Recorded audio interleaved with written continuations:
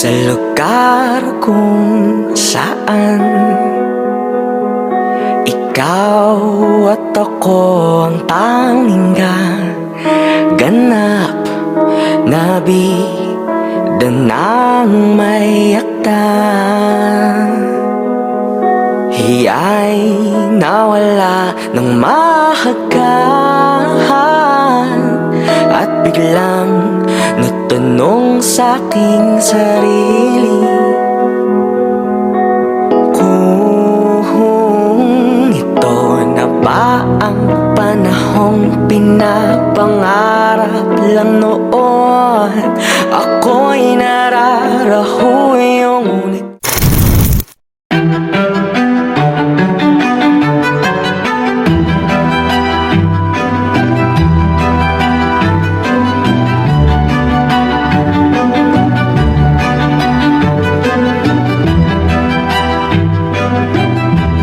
Tahimik si Maria Clara habang binabasa ang mga sulat na ipinadala ng kanyang minamahal na Crisostomo Ibarra noon. Oh, mahal kong Maria Clara. Hi, nakakakilig. Anak ko, hindi ka ba nagsasawa sa pagbabasa sa mga sulat ng Crisostomo Ibarra? Hindi po, Papa. Pwede ako mamuhay araw-araw na ito lang ang aking binabasa. Ang kanyang mga sulat ay parang tinapay. Pinubusog nito ang aking kaluluwa at puso. Kailan kaya siya babalik? Anak ko, huwag ka sanang bibigla sa aking ibabalita. Ano po yun, Papa? Ibarra, babalik na sa Pilipinas. Ha? Talaga?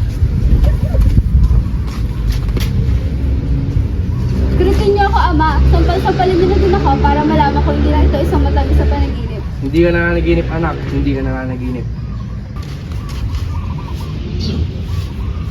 Ang saya-saya ko, Ama. Mas masaya pa ako sa mga ibon nag-aawitan tuwing umaga. Kailan po siya babalik? Sa susunod pa na linggo, maghahanda ako ng salo-salo para sa kanyang pagbabalik. O anak, huwag ka namang malulungkot. Hindi po, Ama. Masaya lamang po ako. Naantay ko nga po siya ng 7 taon. Paano pa kaya 7 araw lamang? Mas masaya rin ako para sa iyo, anak. Masaya po talaga ako, Ama. Masayang masaya. Sa isang salo-salo na inihanda ni Kapitan Tiago para kay Ibarra, nakatayo sina Padre Damaso at Padre Sibila nag-uusap. Mga mangmang talaga mga ninyo at pinatanahin niyo sa akin 20 taon na paglilingkod sa bayan ng San Diego. Wala silang modo at nakakabisit. Makasalanan sila at hindi man na sila makulong mga umpisal. Padre Damaso, nasa bahay tayo ng mga Indio. Bah, ano naman yun? Totoo naman ang mga mangmang sila. Darating sina Kapitan Tiago at Crisostomo Ibarra. Magandang gabi sa inyo.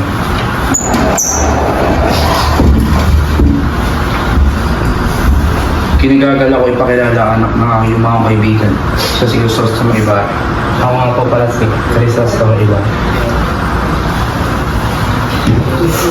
Ikaw pala si Padre Damaso, ang matalik na kaibigan ng aking ama. Matalik na kaibigan ng aking ama? Hindi ako bingi. Narinig ko ang iyong sinabi pero nagkamali ka. Hindi ako naging matalik na kaibigan ng iyong ama. Ha? Ganun po ba? Paumanhin. Ikaw ba ang anak ni Don Rafael Ibarra? Hindi po kayo nagkakamali. Maligayang pabalik sa Europa. Kilala ko ang iyong ama. Tama na muna ang pag-usap dahil nakahanda na ang inyong hapunan.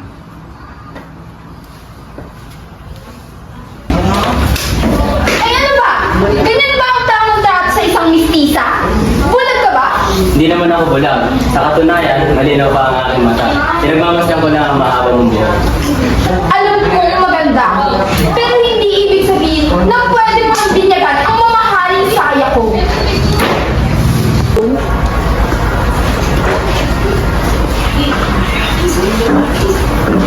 Wala ba naman si Kapitan Tiago?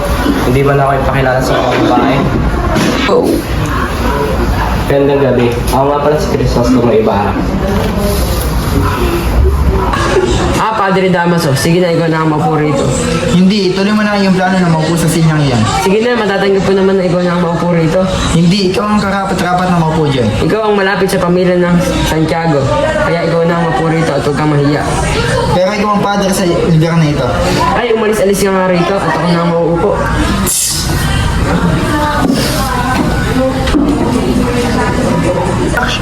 Kailan ka ba pupunta sa Europa? 7 taon po nakaraan. Nakalimutan mo ata ang tungkol sa ating bansa. Sa totoo lang, lagi kong iniisip ang Pilipinas. Ako yata ang nakalimutan ng bansang ito. Ilang buwan na akong hindi nakatanggap ng balita. Hindi ko tuloy alam kung paano namatay ang aking ama. Ano naman ang pinakamagandang lugar na nabisita mo? Pinag-aralan ko ang mga bawat bansa at nalaman kong may pagkapareho ang tema ng kabuhayan, politika at reliyon. At nalaman ko ang kalayaan o ang pagkaalipin ng isang bansa, ang pagdidikta ng kasaganahan o paghihikamos nila. Iyan lamang ba ang nalaman mo? Sinayang mo na pala kayong pera sa pagpunta sa mga unang kwentang lugar. Kung itatanong ang mga bata ay siguradong alam iyan. Ako na muna ako sa inyong lahat at may mga bagay pa ako dapat asikasuhin at ayusin. Hindi ako papayag. Malapit na dumating si Maria Clara. Okay, sabi sa kanya bukas, kakausapin ko. Nakita niyo ba yon? Nakita niyo? Kanyang kabastusan din ang mapapag-aralan niyo kapag pupunta din kayong Europa. Kung hawak ko ng mga gobyerno, pagbabawal ko magpunta doon. Naglalakad si Ibarra sa isang kalye. Pagmamasdan niya ang paligid-ligid. Ayun ako, nakakalungkot. 7 taon na ako nawala dito at wala man magbago.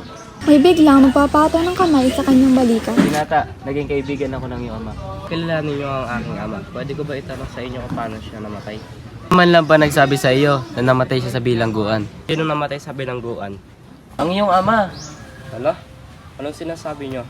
Nagkakamali po yata kayo. Kilala niyo ba talaga ba ang aking ama? Hindi ba sabi mo kanina na ikaw ang anak ni Don Rafael Ibarra? Bakit siya namatay sa bilangguan? Kahit marangal lang yung ama, nagkaroon din siya ng mga kaaway. Pero isang artilyelong humahabol sa batang nangaasar sa kanya. Kamalasan, nakialamang yung ama, maya-maya ay namatay ang artilyero dahil sa apoplexy. Napagbintangan ang iyong ama. Dahil sa kanyang mga kaaway, hindi siya nakalaya at nakamalasang palad, sa bilangguan siya namatay. Bakit ngayon ko lang ito nalaman? Nakikiramay ako. Sa sumusunod na araw, nakita muli sina Ibarra at Maria Clara. Ito ang una nilang pagsasama simula noong nagbalik siya sa Pilipinas. Crisostomo, ang nag-iisa kong minamahal. Sa dinarami-raming babae na kilala mo sa iba't ibang bansa, hindi mo ba ako nakalimutan? Nakalimutan ba kita? Wala akong kapangyarihan na ikaw hindi isipin. Tingin ko ang poetic incarnation ng aking bansa ay walang iba kundi ikaw. Lagi din kitang naiisip. Kahit na ipilit ko na alisin ka sa aking isipan ay hindi ko magawa. Naalala mo yung mga araw na nag-away tayo? Naalala mo ng isang araw na nagalit ka? Naglagay ng korona ng kahel ng bulaklak sa ibabaw ng aking ulo. Pero kinuha yun ng nanay mo at pinagdidikdik para gawin gogo. Umiyak ka nun, pero tumawa ko kaya nagalit ka sa akin. Nung inihatid mo ako sa amin, naglagay ako ng korona ng taon sa ibabaw ng iyong ulo. Natuwa ka at nagpasalamat. Kaya ayun, nagbati ng muli tayo. Pakita ko sa'yo. Ito ang mga dahon na inilagay mo sa ibabaw ng aking ulo. Ay, tinago mo pa pala iyon. Sigurado napakahalaga sa'yo. Naalala ko pa yung nakasulat sa liham na yun. Ang mahal kong Maria Clara, kinalulungkot ko na kailangan ko ng umalis. Sinabi kasi lang, naiinip ka na ba sa akin? Mahal ko, dahil sa iyo, nakalimutan ko ng dalawin ang puntod ng aking ama. Ha? Ganoon ba? Ito, ilagay mo sa puntod ng iyong ama. Mag-iingat ka. Mag-iingat ako para sa iyo, mahal.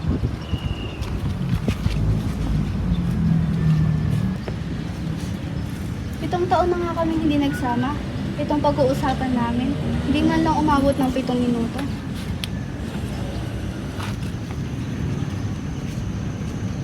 Maria Clara, umiiyak ka ba? Ah, hindi po, Padre Damaso. Padre Damaso, andito ka pala. Santiago, kailangan natin mag-usap sa iyong opisina. Oh, sige.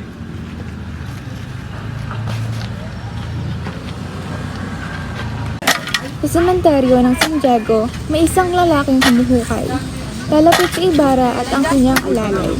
Dito ang puntod ng iyong ama, Sinyon. Naalala ko dito yon, ngunit sira ng lupa. Nasaan ba iyong puntod na may malaking krus katulad nito? Ah, yung krus na sinunog ko. Ha? Sinunog? Bakit? Dahil inutos iyon ng padre. Mapapakita mo naman siguro sa amin ang puntod. Malayong bangkay doon. Ano?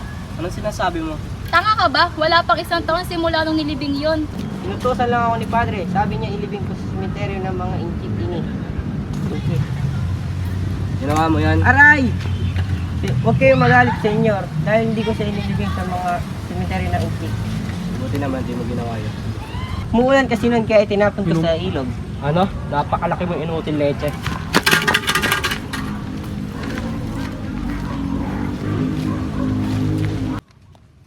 Walang hiya ka! Anong karapatan mo para gawin sa aking ama? Bitawan mo ako! Hindi ako nagpakulong sa kanya. Hindi iyon. Ipinahukay mo siya at ipinalipat sa ibang sementeryo. Ano? Hindi ako ang gumawa nun. Kung hindi ikaw, sino? Wala nang iba kundi si Padre Damaso. Kabanata 6, si Kapitan Tiago. Si Kapitan Tiago ay nag-iisang anak na isang negosyante ng asukal sa bayan ng Malabon.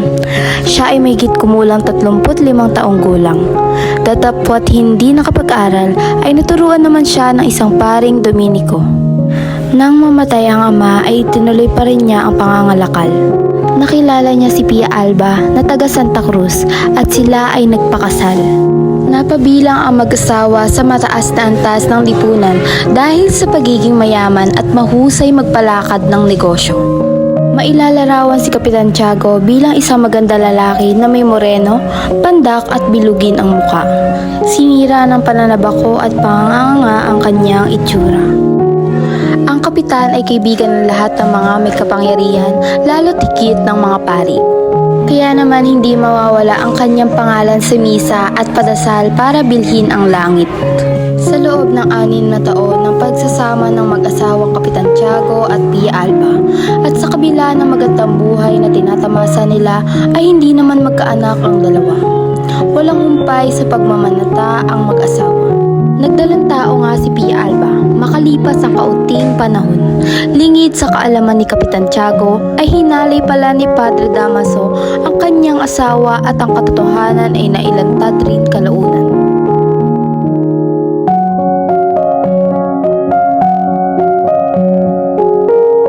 Ngunit si Pia Alba ay naging masasakitin na siya namang naging dahilan upang tuluyang mamatay pagkatapos nitong manganak.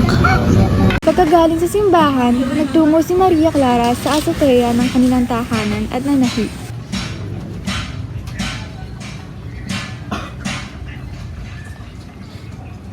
Si Tia Isabel ay nagwawalis ng mga naiiwang kalat kagabi sa bakuran. Sa kada sasakyang dadaan sa harapan ng kanilang bahay, ay kinakabahan at namumutla si Maria Clara. Bakit kaya wala pa siya?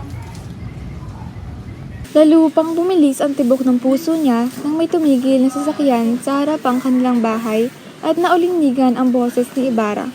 Agad siyang pumasok sa kanyang kwarto at nagpaganda.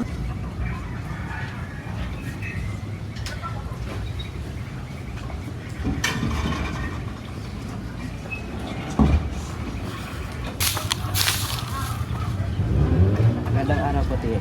Magandang araw din sa iyo, Ina. Nandito po ba si Maria Clara? Maupo ka na lamang doon at tatawagin ko siya sa iyo.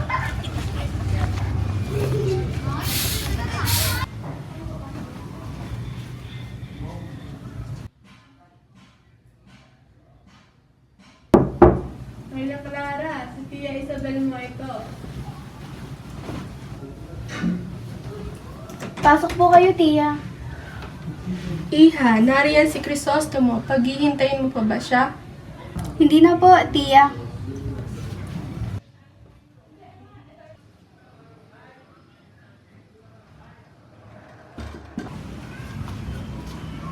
Hindi pa rin kumukupas ang iyong pagandahan, Maria Clara. Nakapunta ka lang ng Europa, tumamis ng iyong mga salita. Marahil maraming magagandang babae sa ibang bansa na nahulog sa mga pambobola mo. Mahal ko, alam mo ba ako ay isang mapalad na nilalang? Mapalad? Bakit? Dahil sa mga babae mo? Labis ako nangungulila sa'yo, Maria Clara. Jesus, binola mo pa ako. Maria Clara, alam mo bang labis ako nangungulila sa'yo? Higit ako ng ulila, Crisostomo. Alala mo pa ba yun? Oo naman. Yan yung binigay mo sa akin nung naglalaro tayo. Nailagay ko ata yung sombrero mo. Ito kaya, naalala mo pa? Ito yung sulat na binigay mo sa akin bago ka umalis pupunta ibang bansa. Naitago ko iyan dahil ayan na lang ang lamang ang alaalang na iwan mo sa akin. Kailangan na umuwi sa San Diego, mahal ko. Kasi bukas ay araw ng mga patay. Sandali! Ialay mo ito sa mga magulang mo. Salamat, mahal ko. Mag-iingat ka, mahal ko. Kabanata 8. Naglalakad si Ibarra patungo sa San Diego. Habang naglalakad siya ay maraming alaala ang pumasok sa isip niya. Padre Damaso ba yun? Nanggigigil talaga ako sa kamangmangan ni Tiago. Darating si Padre Damaso sa harap ng bahay ni Kapitan Tiago. Lalabas si Tia Isabel at Maria Clara para pumunta sa Beaterio. Ginang Isabel, Maria Clara, saan kayo pupunta at mukhang nagmamadali kayo? Magandang umaga, Padre Damaso. Papunta po kami ngayon sa Beaterio at mahuli na sa klase si Maria. Pagtapos rin ng kanyang klase ay maghahanda na kami upang umalis papuntang San Diego. Sige na po at mauuna na po kami. Teka saglit, hindi ko pa natatanong kung saan bakit kayo aalis. Di ba rin na? Santiago, dalayan mo't may pag-uusapan tayo. Ayoko na maulit ang kabalbalan na ito. Kung madalas na sana ang paghingi ng payo ng iyong anak sa ninong niya, ay hindi mangyayari ang kaganapan ito. Nabala kita, Tiago.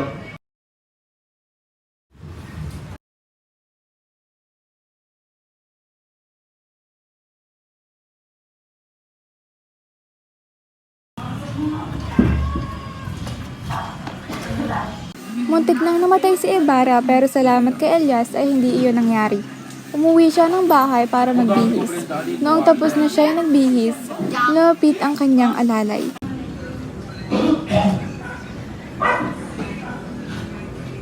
Senyor Ibarra, may bisita po kayo. Pasukin mo. Elias. Niligtas mo ang buhay ko noon, kaya niligtas ko rin ang sa iyo. Pero kalahati pa lang nababayaran ko utang sa iyo. Kaya wag mo na pasalamatan. May papagawa ko sa iyo. Salita ka. Huwag mong sasabihin sa iba ang tungkol sa mga sasabihin kong babala sa iyo. Huwag kang mag-alala. Alam kong gusto ko nilang hulihin, pero hindi kita ipapahuli. Hindi ko iniisip ang sarili ko. Ikaw ang iniisip ko. Ang ibig mo sabihin, Merong ang nakaraan. Ang iyong lolo at ama ay may mga kaaway. kilala mo ang mga kaaway ka? May kilala akong isa. Huwag mong kakalimutan ang mga sinabi ko sa iyo. Gagawin ko ang lahat para iligtas ka. Babayaran ko ang aking utang hanggang sa aking kamatayan. Ganun din ako sa'yo, Elias. Kailan tayo ulit magkikita? Kung kailan mo gusto, basta kung kailangan mo ko, nandito lang ako para sa iyo. Isang marangyang handaan ang nagaganap sa bahay ni Kapitan Tiago. Maraming panauhin ang naroon. Mga praile, opisyal at mayayamang mamamayan. Sa gitna ng kasayahan, nag-uusap-usap ang mga makapangyarihan tungkol sa iba't ibang issue. Wala kasing saya mga pagtitipon ni Kapitan Tiago. Ang bahay niya ay tunay na tahanan ng mga makakangal. Padre Damaso, salamat po. Kinagagala kong kayo narito. Ngunit tila ba may kakaibang sigla ang gabi na ito, Kapitan? May mahalaga ba tayong hinihintay? Narito na si Don Crisostomo Ibarra, ang anak ng yumaong Don Rafael. Magandang gabi sa inyong lahat. At ako'y nagagalak na makita ang mga kaibigan ng aking ama. Anak ka nga ng Don Rafael. Ngunit hindi lahat ng tagapagmana ay kahanga-hanga tulad ng kanilang ama.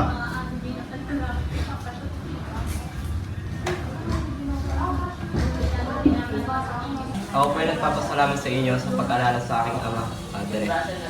Ibarra, balita ko'y galing ka sa Europa. Siguro naman ay marami kang bagong pananaw. Marami ko natutunan, ngunit ang aking puso ay nananatiling nakasaalang-alang na sa ating bansa. Napakasayang kasama kayo dito mga kaibigan. Salamat sa iyong pag-imbita sa amin, Kapitan Tiago.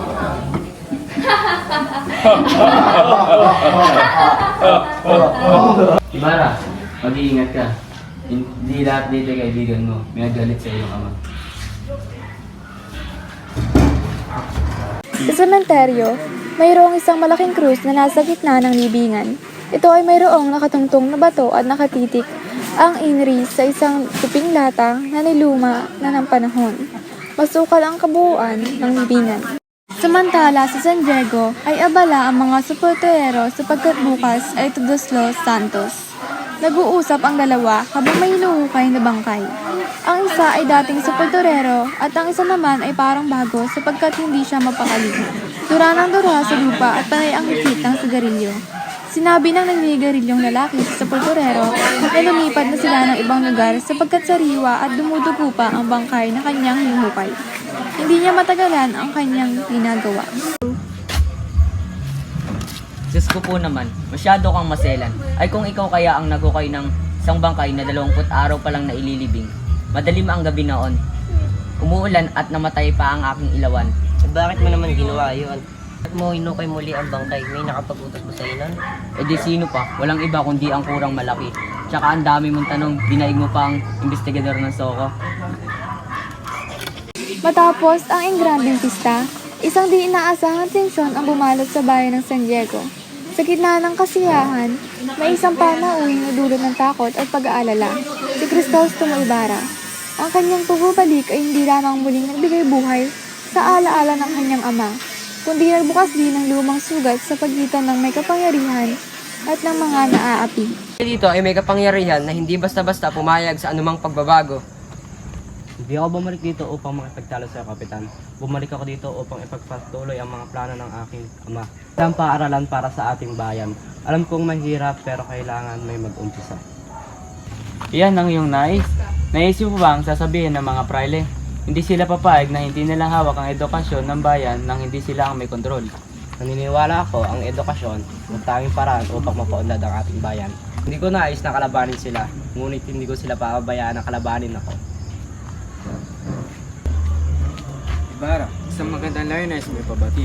Ngunit hindi ba't dapat mong ipagkatiwala sa simbahan ang edukasyon ng mga kabataan? Simbahan ang siyang mag-aay sa tamang landas.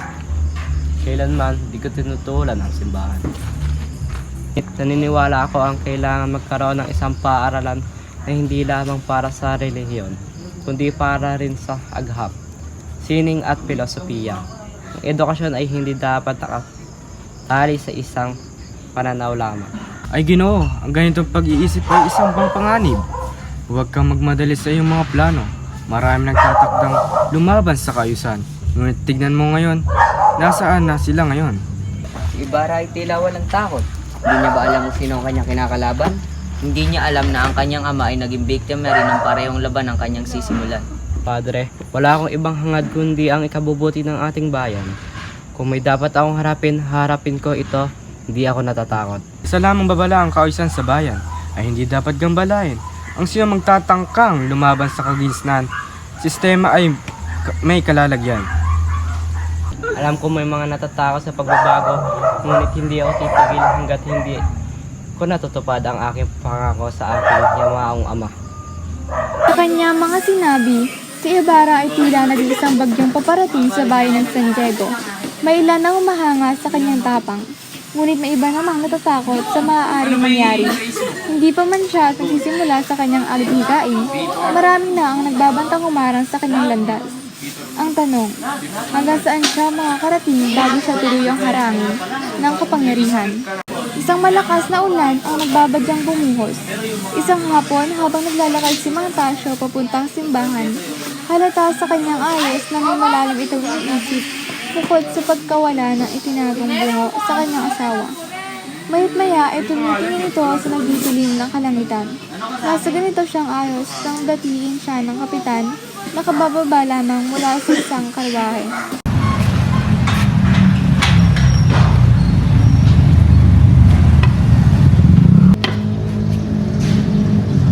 Dubiti lang masaya ngayon. Opo, dahil dumating na rin sa wasang hinihintay kong unos. Hindi po bang maligo? Higit parang nakakainasa. Ang aking hinihintay ay ang pagsulpot ng malakas na kidlat at kulog na mapamumuksa sa mga tao. Kung gayon, hingin nyo na rin po na bumahan ng tubig. Ngayon ang higit na makabubuti. At tayo po nang iminumungkahay ng pagbili ng panghuli ng kidlat. Ngunit ako'y pinagtatawanan lamang. Sa halip ay sa pagpapagawa ng isang kampana para kay Santa Barbara ang inyo pinagtatayo. Hindi nyo ba alam na ito'y tako kidlat? Sumama kayo sa pauwi, isang masak na po ng hinanda ng iyong ina. Hindi Hindi po ako makikauwi habang hindi nag-iikolo. Ito rin po ang utos ng sakristan mayor. Saka po inihintay po namin sa dami o kung mabigyan namin sa aming ina. Saan na kayo pupunta ngayon? Diyan po sa kampana rin upang patutugin ang kampana. Kayo mag-ingat ang dalawa. Huwag kayong lalapit sa kampana kapag kumikidlat. Baltakay mo, Lobby Crispin. Tani, nasa bahay na lang tayo. Hindi pa ako mapapalo, hindi ako mapapagbintangan magnanakaw. Mabuti pang nagkasakit na lamang ako at maaalagaan ako sa bahay ni Inang. Paano kuya kung tayong dalawa ang magkasakit? Magtigil ka, Crispin. Wala tayong pabiling pagkain. Gusto mo bang umiyak si Inang? Magkano ba ang makukuha mo sa isang buwan na ito, kuya? 2 piso lamang dahil sa mga kulta. Kung babayaran mo kaya lahat na sinasabi niya ako po, kuya. Kapag binayaran ko lawat, walang kakainin na pagkain si Inang. 32 piso raw ako tumbok sa osa na ibinibita nung nako ko. Mainam pang nagnakaw na lang ako. Mamatay man ako sa palo ng mga kura, ay may gagastahin kayo ni Inang. Tingin ka dyan, pagka nalaman ko Inang, tsaka magagalitan. Hindi maniniwala si Inang na ako ang nagnakaw. Eh, paano kung magsubong ang kura? Tiyatahan na. Hindi naman maniniwala sa ganong balita. Uwi na lang na mamaya para magagulat nila montasyo. Sakaling si Inay ay maniwala, ikaw ang bahalang magsabi sa sakristang mayor na hindi nagsabi ng totoo. Kung bakit kasi isang manununggan ang aming ama. Ay, Silyo, magmumulta ka ng kalahati dahil hindi ka sumusunod sa pagtugtog ng kampana. Ikaw, Crispin, ay hindi makakauwi hanggat hindi mo nilalabas ang iyong inakaw. Ngunit wala pang maaaring maglakad paglagpas sa ikasyam at malayo pa po ang aming uuwian. Para yun ang matagal namin, hindi nakikita ang mga magulang. Kuya, tulungan mo ko, mapatayin nila ako kung pabayaan. Nasa ikalawang palapag ng tore ng simbahan ngayon ang magkapatid na sila Crispin at Basilio. Hindi alintana ang malakas na hangin na may kasamang kwing at kidlat. At ang tangitanglaw lamang na madilim na sulok ng kampanaryong iyon ay isang upos ng kandilang muntik-muntikan ng mamatay sa ihip ng hangin. Baltakay mo, Lobby Crispin. Tani, nasa bahay na lang tayo. Hindi pa ako mapapalo, hindi ako mapapagbintangan magnanakaw. Mabuti pang nagkasakit na lamang ako at maaalagaan ako sa bahay ni Inang. Paano kuya kung tayong dalawa ang magkasakit? Magtigil ka, Crispin. Wala tayong pabiling pagkain. Gusto mo bang umiyak si Inang? Magkano ba ang makukuha mo sa isang buwan na ito, kuya?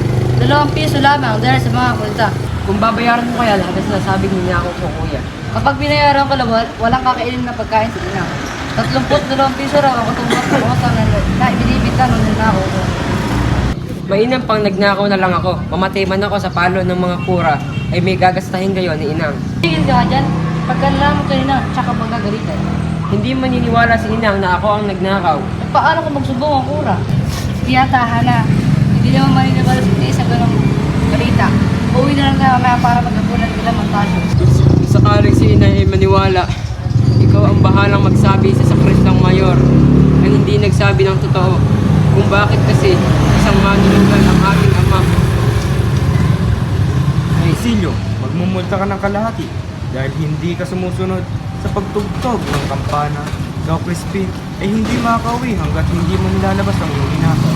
Ngunit wala pang maaaring maglakad paglagpas sa ikasyam at malayo pa po ang aming uuwian. Para yun ang matagal namin, hindi nakikita ang mga magulang. Kuya, tulungan mo ko, mapatayin nila ako kung pabayaan. Hindi nakakilos at nagawang makapagsalita ni Basilio.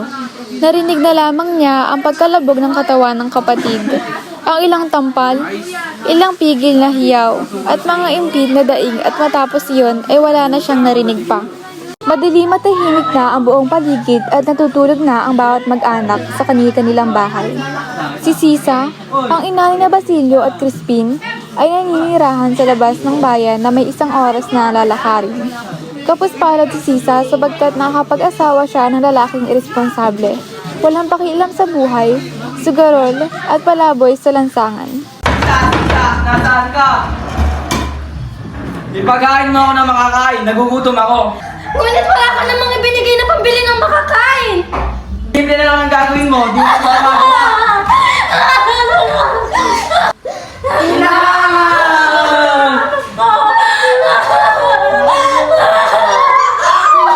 Maria, malapit na ang pusta.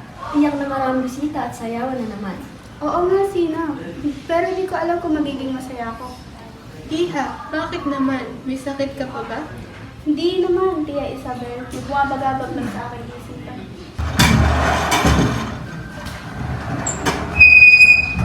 Padre Salvi, tuloy po kayo. Salamat, Tia Isabel. Naparito lamang ako para tignan ang kalagayan ni Maria Clara. Maraming salamat po, Padre. Mas maayos na po ang aking pakiramdam. Buti kung ganoon, ngunit kailangan mo mag-ingat, Iha. Huwag ka masyadong magpapagod. Padre Salvi, tamang-tama ang iyong pagdating. Napag-usapan na ba ninyo ang tungkol sa kapistahan? Kapitan Tiago, inaasahan namin ang iyong suporta para sa aming parokya. Aba, syempre. Ako bahala sa mga gastusin. Nako, Maria, tiyak na maraming bisita na naman ang darating. Oo nga, pero hindi ko alam kung makakapunta sa Ibarra. Si Ibarra. Hindi ko alam kung siya'y dapat pang makisali sa mga pagtitipon. Bakit naman, Padre? Kami pa siyang issue dapat ayusin tungkol sa kanya. Maria, parang hindi ko gusto ang pakikitungan ni Padre Salvi kay Ibarra. Ako rin, Sina. May kung anong kaba sa aking dibdib. Dapat maipaalam kay Ibarra ang lahat ng ito. Tama ka. Hindi ko alam kung ano maaaring mangyari sa kanya. Sa pagtingin sa kanya, lumitaw ang mga babae at isa sa kanila ay pinilit na halikan ang kanyang kamay. Ngunit ang banal na tao ay gumagawa ng tanda ng kawalan ng pasensya na huminto sa kanyang maiksi. Ang mga taong bayan sa iglesia ay nagpapatuloy sa kanilang pag-uusap tungkol sa plenary indulgence at lahat ng iba pa mga relihiyosong gawi at paniniwala na may kaugnayan sa holiday. Nagpunta sila sa pakikipag-usap tungkol sa kung sino ang mga ngaral sa paparating na pista.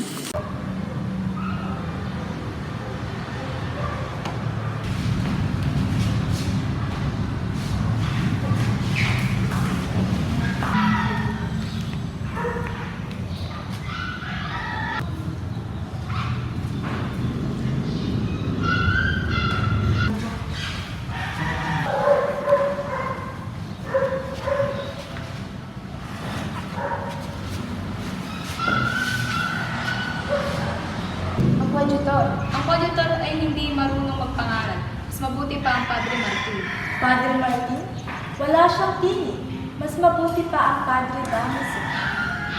Yan ang tama. Tiyak na alam ni Padre Damaso kung paano ipangaral. Tila siya ay siyang komedyante. Ngunit di namin siya maintindihan. Sapagkat malalim na siya. At habang siya ay nangaral na maaaring ilagay ang mga gulay na ito. May, kahit saan. Maaari mo ba kausapin si Padre, ang Padre? Siya ay Crispin. Si Crispin, alam mo bang sa kristalya siya? Crispin, wala ba siya sa inyong bahay? At ibig mo ba sabihin, tinanggihan mo ang alam niya? Si Basilio ay nasa bahay. Ngunit si Crispin ay nananatili dito. Gusto ko siyang makita. Oo, nanatili siya. Ngunit pagkatapos ay tumakas siya. Pagkatapos ng pagnanakaw ng maraming bagay, maagang umaga na ito na inutusan ng kurate na pumunta sa Gwardiya Sibil. Sila ay dapat na pumunta sa iyong bahay na upang manghuli para sa mga lalaki. Isang tapat na mga anak ang mayroon ka. Tiyak na ikaw ay isang tapat na asawa. Ang mga anak ay katulad ng ama. Mag-ingat na lamang ang mga nakababata ay hindi malampasan. Huwag kang umiyak dito. Hindi mo ba alam na ang padre ay may sakit? Doon ka sa kanya at nag-iiyak.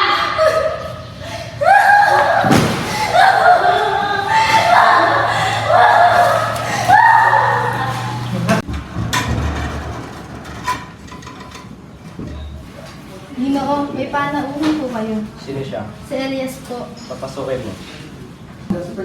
Ginoo, tuloy po kayo. Elias, ano ang makipaglilingkod ko sa iyo? Ginoo, gusto ko sanang makausap ka ng sarili niya. Ako ka muna. Ano ba ang ipinanangamba mo? Oo, may nais akong sabihin na mahalaga sa'yo. Tungkol ito sa mga plano mo para sa paaralan. Ang paaralan, pangarap ko ito para sa kabataan ng San Diego. Hindi lahat ay masaya sa iyong balak. May mga tao na ikinababahala ang layunin mong ito. Sa ilalim ng ngiti ng ilan may nagtatanong panganib. Ano ang ibig mong sabihin? Sino ang nais sumadlang? Hindi ko maaaring pangalanan, Ginoo. Ngunit tiyak kung may mga nagbabalak ng masama. Ang edukasyon ay parang isang mitsa kapag nasindihan maaari itong magdulot ng liwanag o maging simula ng kaguluhan. Hindi ko nais ang karahasan, Elias. Pangarap ko lang ang pag-unlad ng bayan. O Ibarra, ngunit sa ating lipunan ang mabuting hangarin ay madalas nagbunga ng panganib. Kailangan mo maging maingat.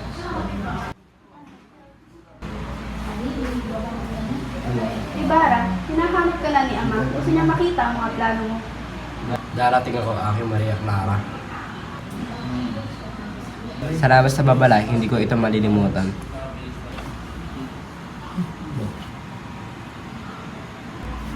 Ibarra, tandaan mo, ang mitsa ng apoy kahit maliit ay maaari magsiklab ng malaking gulo kung hindi iingatan. 2, 3. Mga kasama, nalalapit na ang pista ng ating bayan. Kailangan na natin maghanda. May mga mungkahi ba kayo? Sa aking palagay, dapat tayong magdaon ng isang ingranding selebrasyon upang maipakilala ang ating debosyon. Ngunit Kapitan Basilio, mas makakabuti magdiriwang tayo ng simpleng pagdiriwang. Mahalaga ang pista sa ating kultura. Hindi dapat natin ito tinitipid. Mukhang mahirap pagkasunduin ang dalawang panig. Oo, ngunit kailangan natin maghanap ng balansing solusyon para sa ikabubuti ng ating bayan.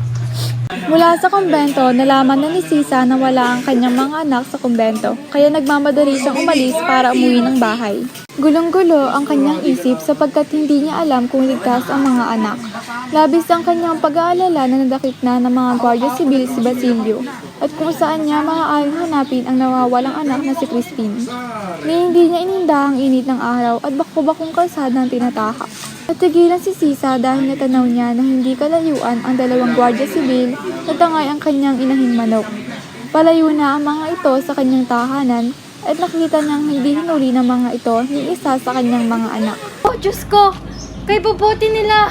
Batid niya kung gaano kalulupit ang mga Guardia Civil. Babae man o matanda ay walang paggalang ang mga ito. Natuwa siyang hindi dinampot ang mga anak, ngunit habang papalayo na ang mga Guardia Civil, ay nakita siya ng isang Guardia Civil at aking gulat niya nang sitahin siya ng isa sa mga Guardia Civil. Hoy! Nasaan ang iyong mga anak? Ikaw ba ang ina ng mga magnanakaw? Ha? Anong magnanakaw? Ikaw magsinungaling. Asan ang mga anak mo? Hindi ko po alam kung nasaan sila. Matagal ko nang hinahanap ang bunso kong si Crispin. Bueno, ibigay mo na lang sa amin ang salaping ninakaw ng iyong mga anak, kundi ikaw ang aming tatakpin. Mga Ginoo, ang anak ko po'y hindi magnanakaw. Ni isa sa kanila'y wala sa aking ibinigay ng isang kusing. Halagugin niyo po ang aming tahanan, wala kayong makikita. Pero sasabihin ko sa inyo, kahit mahihirap kami, hindi po kami magnanakaw. Kung ganon, sumama ka sa amin sa kwartel. Susunod sa inyo mga Ginoo, at hindi lalaban, ngunit pakiusap lang. Maaari ba akong mauna sa inyo ng mga ilang hakbang? Hindi maaari. Nasa liblib tayong lugar. Matali ka lang mga katakas. Lumuhod at nagmakaawa si Sisa sa mga Guardia Civil, subalit hindi siya pinakinggan ng mga ito. Dahil sa pakiusap niya na kung maaari ay mauna siya ng ilang hakbang sa paglalakad dahil napakalaking kahihiyan ang madampot ng mga Guardia Civil. Ngunit hindi sumang-ayon ang mga Guardia Civil dahil nasa liblib silang pook at maaari siyang makatakas. Nang makarating sa bayan ay narinig ang tunog ng batingaw mula sa simbahan. Ito ang udyat na maglalabasan na ang mga tao sa simbahan. Nagmadali si Sisa maglakad upang hindi makasaksihan ng mga tao sa bayan na siya ay dinakip ng mga Guardia Civil, subalit huli na ang lahat. Naglabasan na ang mga tao at nakita ang pagdakip sa kanya. Nasaksikan rin ang mga tao kung paano ipinagtutulakan si Sisa ng dalawang Guardia Civil para ituro ang direksyon kanyang tatahakin patungong kwartel. Sino kaya siya? Ano ang dahilan ng pagdakip sa kanya? Siya si Sisa, ang ina ng mga batang magnanakaw. Ano? Siya ang ina ng mga batang magnanakaw? Kung gayon ay nararapat lamang sa kanya yan dahil sa pagkukulang niya bilang isang ina sa kanyang mga anak. Nagpatuloy sa paglalakad si Sisa kasama ang mga Guardia Civil patungong kwartel. Ibinilanggo si Sisa sa loob ng kwartel at may 2 oras na nang magpasya ang alperes na palayain siya.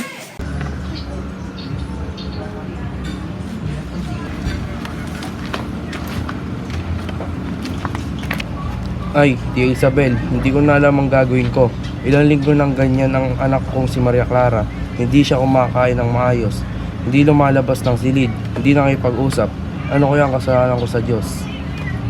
Kapitan, siguro'y kailangan nating tumawag na isang dalubhasang doktor. Baka may malubhang sakit ang bata. Oo nga, tatawag akong doktor. Ngunit Tia Isabel, hindi kaya ito dahil kay Ibarra? Huwag niyo po banggitin ang pangalan niya, Ama. Hindi na siya bahagi ng aking buhay. Anak, bakit mo nasabi yan? Alam kong mahal mo si Ibarra. Hindi ko na po siya mahal, Tia Isabel. Ang lahat ay nagbago na. Magandang hapon po, Kapitan. Ano po ang nangyayari sa inyong anak? Doktor, ilang linggo na po siyang matamlay. Hindi kumakain ng maayos, hindi lumalabas, at palaging mukhang malungkot. Wala namang siyang lagnat, pero tila may bumabagabag sa kanya.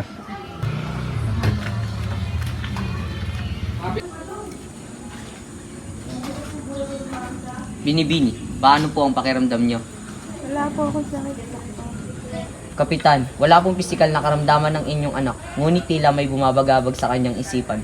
Ano po ang dapat namin gawin? Kailangan niya ng kapayapaan ng loob. Kung may dinadala siyang suliranin, dapat siyang kausapin ng mahinahon at bigyan ng dahilan upang muling sumaya. Maria Clara, anak, sabihin mo sa amin kung ano ba talaga ang bumabagabag sa iyo. Hindi ko po kayang sabihin. Ang puso ko'y punong-puno ng sakit at pangamba. Ang lahat ng aking mga pangarap ay parang naglaho. Bigyan po natin siya ng panahon. Ang sakit na ito ay hindi basta gamot ang lunas, kundi pang unawa at pagmamahal. Gagawin ko ang lahat para sa aking anak. Maria, sana hindi ka nababalak sa akin pagbabalik. Marami kong nais sa paniwala sa iyo. Hindi ako nababahala, Crisostomo. Ang mahalaga ay ligtas kang nakabalik. Iyo, hindi mo ba natutunan ang mga pangyayari dito sa bayan nung ikaw ay nasa Europa? Tia Isabel, at nais kong alamin pa ang katotohanan tungkol sa nangyari sa aking ama. Crisostomo, iwasan mo ng pag-usapan ng mga bagay na iyan. Mabuti pang pagtunan na lang ng pansin na kinabukasan. Hindi mo na kailangang alamin pa, Ibarra. Ang nakaraan ay hindi na kailangang katib. Ngunit, Padre, karapatan ko malaman ang dahilan ng kanyang pagkamatay. Wala kang dapat alamin. Ikaw ay bata pa at hindi mo nauunawaan ang nangyayari.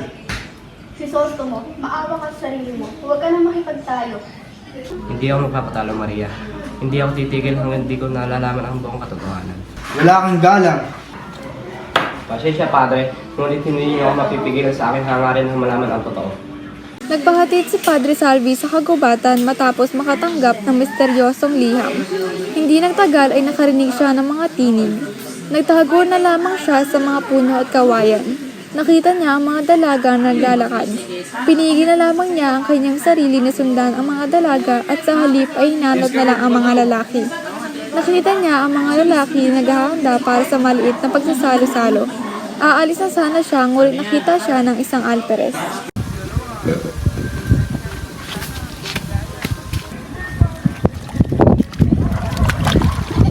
Napaano kayo, Padre? Nawawala yata ako. Halina po kayo. Sumama na lamang kayo sa salo-salo na ihinanda ni Maria Clara at Ibarra. Alam niyo ba kung sino ang nanakit kay Padre Damaso? Sino ang pinaghihinalaan, Padre? Siya rin ang nagagisayo sa putik. Nariyan ka pala, Sisap. Halila at sumama para makapagmerienda.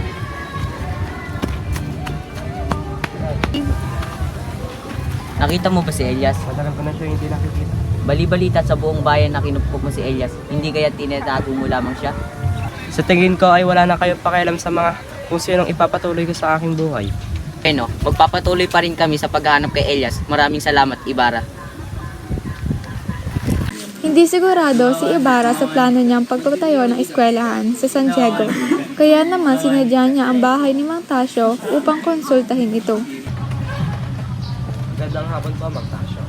Aba, nariyan ka pala, Crisostomo Ibarra. Mukhang nakakabala po yata ako sa inyong pagsusulat, Magtasyo. Di na bale, ano ba ang iyong pinunta dito? Gusto pong isagunin sa inyo ang aking pagpapatayo ng paaralan. Sino po ba ang aking dapat lapitan? Huwag mo tatanungin kailanman, sapagkat pagkakamalang ka rin nilang baliw, katulad ko. Ang payo ko sa iyo sumangguni ka sa kura, sa kapitan at sa mga mayayaman. Ibigyan ka nila ng masasamang payo. Ang pagsasangguni ay hindi mangangahulugan ng pagsunod.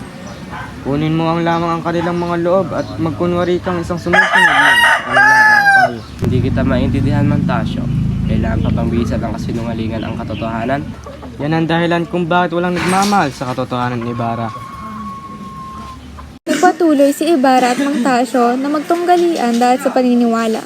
Iginigit iti Mang Tasio na ang gobyerno ay may kasangkapan lamang sa simbahan. Hindi naman sumasang-ayon doon si Ibarra. Sa huli, nagwika si Mang Tasio na hindi man magtagumpay ang plano ni Ibarra, magiging isang mabuting halimbawa naman siya sa mga tao ng San Diego. Komandante lumatanggap ng 50 pesos sa isang gabi. Si sermon sa umaga, si Padre Damaso at makikipagsugal sa atin mamayang gabi. Mabuti kung gayon. Sa makatuwid ay walang peligro. Ligtas tayo. Si Carlos na insik ay maglalagay. Dito yan! At iyon naman ay doon. Konting bilis, kailangan natin matapos ito ngayon. Walang trabaho bukas, pista opisyal at sa makalawa naman ay dakilang pagbubukas na.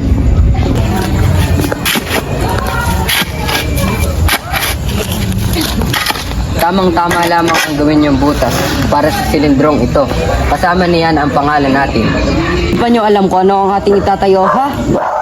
Bueno, ito ay sa paaralan at kailangan ito ay maging isang modelo tulad na nasa Alemanya.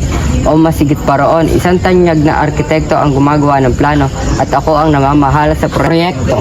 Tama, ito ay magiging parang isang palasyo. Panig, isa para sa mga lalaki at isa para sa mga babae. May malaking hardin sa gitna, 3 hanay na puno sa gilid, at may munting gulayan na mapagtatamnan ng mga bata para walang masayang na oras. Sinong dakilang arkitekto ang gumawa nito? Aba, hindi nyo kilala? Imposibleng hindi nyo napapakinggan ng pangalang Maestro Juan. Malayong malayo siguro ang napanggalingan nyo.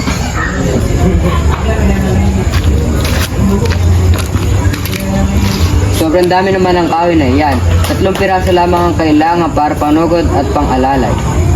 Kaya naman, habang dinadagdagan natin ng kahoy, lalong gaganda at hahangaan ito. Sasabihin ng mga tao makakita, talagang pinagbuhusan ng isip at pagod ito. Balaki kong lagyan ng dekorasyon halaman at bulaklak. Kayo na mismo magsasabing, hindi kayo nagkamali sa pagbuha sa akin. Pupurihin kayo ni Ginoong Ibarra. Butihin ninyo ang mga letra.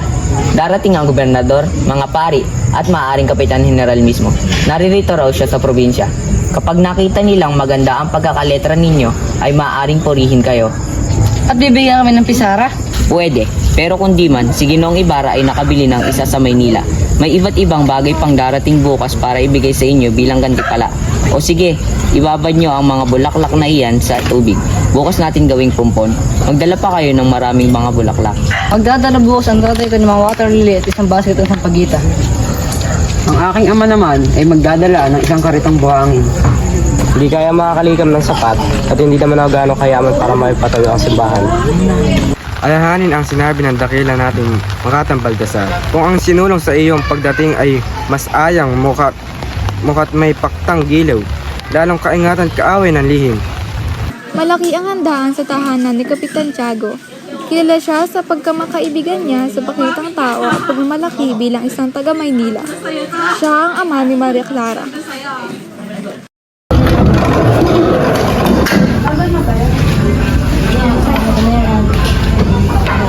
Ang paaralan ay tatawagin nating Paaralan ni San Francisco, alang-alang sa santong mapagkalinga sa halip na paaralang primarya.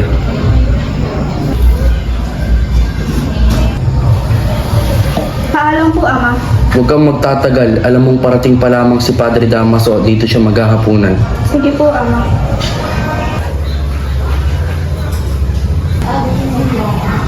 Bakit hindi kayo maghapunan dito? Nag-iisa lang naman din kayo sa bahay. Kasi ako pong makadalo dito. Datapwat baka po may mga taong dumating sa aming tahanan. Isama ninyo rito ang inyong mga kaibigan sapagkat madami ang pinahanda. At isa pa, gusto kong magkaunawan kayo ni Padre Damaso. Marami pang panahon para riyan.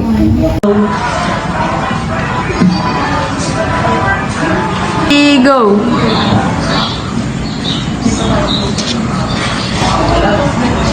Pumanhik muna kayo at ako sasama sa inyong pamamasyal. Nababagot na ako sa maestranghero ito na walang pinagkasapan kundi sugal at sabong. Go! Nais mo ba umupo mamayang gabi? Si Padre Damaso ang bangka.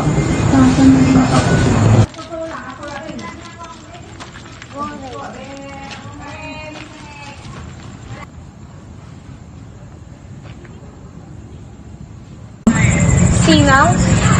Di na ako nakapagpipigil sa kanya at hindi na rin ako nangungumpisal sa kanya. Tama ka.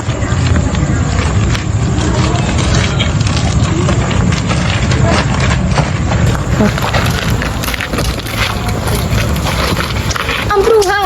Ang paraluma ng Guardia Civil. Walang pakialam yan sa ating pagsasaya. dahil umaapaw sa kanya ang galit. Tama ka, Sinang.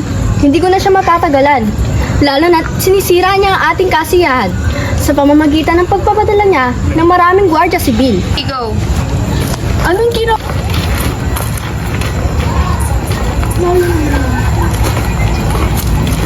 Anong ginawa mo? Aanin ng lalaking yun ng lakit. Wala na ako ibang maibibigay. Tayo yung pagdasal. Tayo magsipagdasal. Ngayon ang araw ng mga patay. Nakikita mo ba ang liwanag na yun? Yun ang buhay na kaluluwa. Nakikita mo ba ang liwanag na yun sa kapanaryo? Yan ang aking anak na si Basilio. Nakikita mo ba ang liwanag na yun sa kumbento? Yan ang aking anak na si Crispin. Pero, hindi ko sila dinadalaw. Meron akong bahay. Meron din akong mga hardin.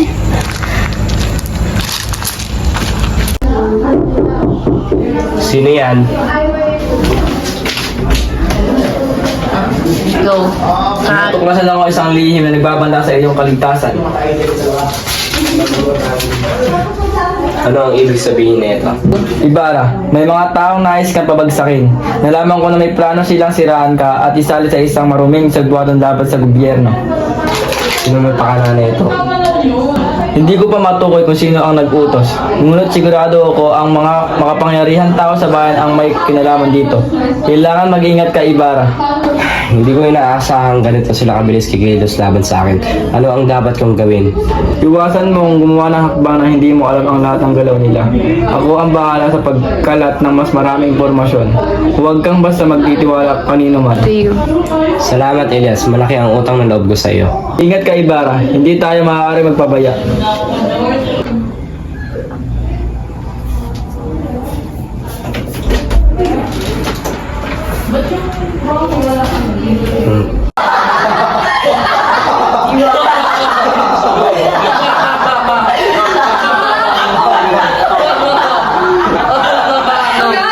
Nabalitaan mo ba tungkol kay Kapitan General? Ako'y sasabi-sabi, nakakausap daw niya si Ibarra. At parang hindi natuwa si Padre Salvi sa nangyari. Ang batang iyon, si Ibarra, tila may kakaibang kapalaran. Pataon tila mabait sa harap ay maaari may tinatagong masamang balak. Hindi natin dapat hayaang lumakas ang impluwensya ni Ibarra sa bayan. Padre, ano po ang dapat namin gawin? Hindi ba't kilala siya mabuting tao? Huwag natin kalimutan, Kapitan Tiago, na may kasaysayan ng kanyang pamilya. Ang kanyang ama, isang revolusyonaryo at ngayon ito siya. Pilit na bumabalik sa lipunan na parang walang naganap. Hindi ba't kahina-hinala? Aba, hindi na ako nagtataka. Ang mga Indyo kapag nabigyan ng kaunting edukasyon, akala mo kung sino na? Oo, tama ang mahal kong asawa. Mukhang may masamang balak ang mga praile kay Ibarra. Kung siya ay masangkot sa isang kaguluhan, malamang ay hindi na siya makabalik sa dating posisyon niya sa lipunan. Pero paano naman ang anak kong si Maria Clara? Mahal niya si Ibarra. Huwag kang mag-alala, Kapitan Tiago. Marami mas nararap na lalaki maaari mapakasawa ni Maria Clara, tulad ni Linares, isang tunay na Kastila at may dugong parangal. Si Linares? Aba, oo nga. Mas mabuti pang Kastila ang mapangasawa ni Maria Clara kaysa sa isang binatang may masamang reputasyon.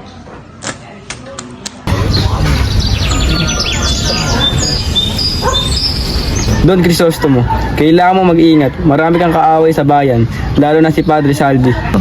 Alam ko, Elias, ngunit hindi ko hayaang manaigang kasamaan. May balak silang siraan ka at maaaring mas mapahamak ka pa kung hindi ka magiging maingat. Wala akong ginawang masama, Elias. Ang nais ko lang ang ikabubuti ng bayan. Alam ko, ngunit may mga taong hindi gusto ang pagbabago. Maganda ka, Don Crisostomo. Hindi ako uurong. Kailangan malaman ng bayan ang katotohanan.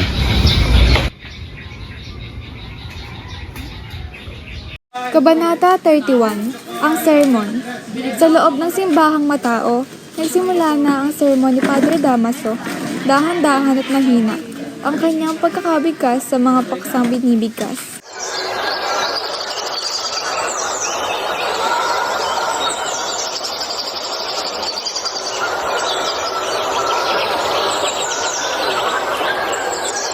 Rodrigo. Mga kapatid, sa panahon niyo yun ay madami nagpapanggap na banal, ngunit demonyo sa ating pili. May mga tao nagpapanggap na may malasakit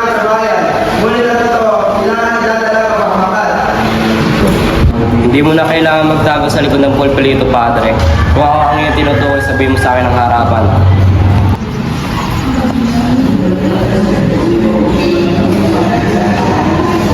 Ang mga sabil sa Diyos ay kailangan turuan ng leksyon.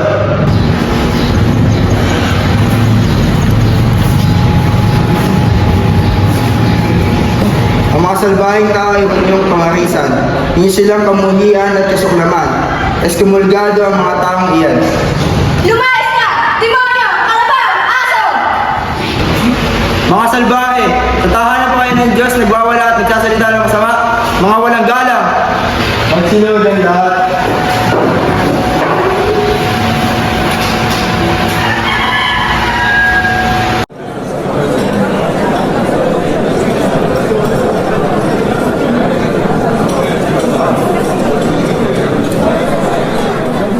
Paano gumagana ang paghugas na iyan? Ganito ho yun. Kahit konting pwersa lamang, kayang maitaas at may baba ang batong ito. Mahusay bata, saan mo natutunan ang ganitong arkitektura? Pati po ang ang masa pagtatrabaho sa mga Ibarra Senior. Sa kanila ko po ito natutunan. Senyor, baka gusto niyo maglagay ng kaha sa uka ng bato. Hindi na, Alkalde.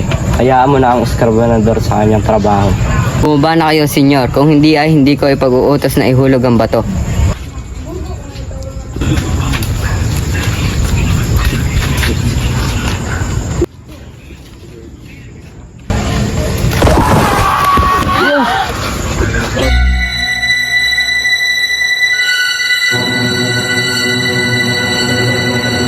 Huwag mag-alala, ligtas ako. Ang taong naguhugos. Naku, nahulugan siya na isang malaking bato. Madali kayo, hanguin niyo ang bangkay. Ako na ang bahala magpalibing sa kanya. Kailangan maimbestigahan ang pangyayari na ito. Huwag na, Alkalde. Ako na ang bahala.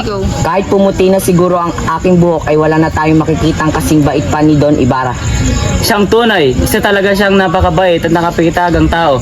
Nako, masamang simula.